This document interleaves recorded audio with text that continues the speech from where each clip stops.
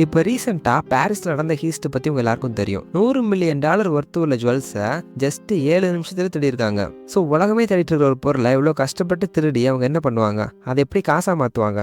இதுல அந்த திருடங்களுக்கு என்ன லாபம்? ஃபர்ஸ்ட், எந்த ஒரு ப்ராடக்டா இருந்தாலும் அதை வாங்குறதுக்கு ஒருத்தர் இருந்தால் தான் அதுக்கு வேல்யூ. இந்த ஜுவல்ஸை முழுசா எங்கேயும் சேல் பண்ண முடியாது, ஈஸியாக மாட்டிப்பாங்க. ஸோ அதை மெட்டல் தனியாக, அதில் இருக்கிற டைமண்ட், பேர்ல்ஸ், எமரால்டு இந்த மாதிரி ஸ்டோன்ஸ் தனியாக பிரித்து மெட்டலை உருக்கி வேற ஷேப்புக்கு மாற்றி சேல் பண்ணலாம். பட் அதோட வேல்யூ டோட்டலாக குறைஞ்சிரும். நெக்ஸ்ட், அந்த ஸ்டோன்ஸை சின்ன ஸ்டோனெல்லாம் யாரும் கண்டுபிடிக்க முடியாது, ஸோ ஈஸியாக சேல் பண்ணிடலாம். பட் ப்ராப்ளம் பெரிய ஸ்டோனில் தான் இருக்குது. ஏன்னா இதெல்லாம் பழைய காலத்து ஜுவல்ஸுங்கிறதுனால அதில் இருக்கிற கட்டிங் டெக்னிக்லாம் ரொம்ப டிஃப்ரெண்ட்டாக இருக்கும். ஸோ பார்த்த உடனே ஐடென்டிஃபை பண்ணிடுவாங்க. இதுலேருந்து தப்பிக்கணும்னா அதை ரீகட் பண்ணணும். பட் அதுக்கு ஸ்பெஷலைஸ்டு ட்ரைனிங் அண்ட் பல வருஷம் எக்ஸ்பீரியன்ஸ் இருக்கணும். அதையும் மீறி அது அடையாளமே தெரியாமல் கட் பண்ணினாலும் கண்டுபிடிக்க முடியும்.